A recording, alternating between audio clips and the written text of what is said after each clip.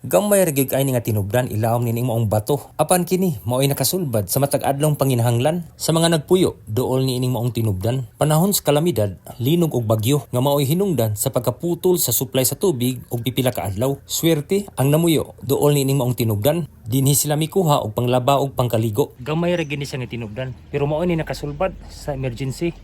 Oras sa kalamidad kining maong tinubdan sa tubig tabang.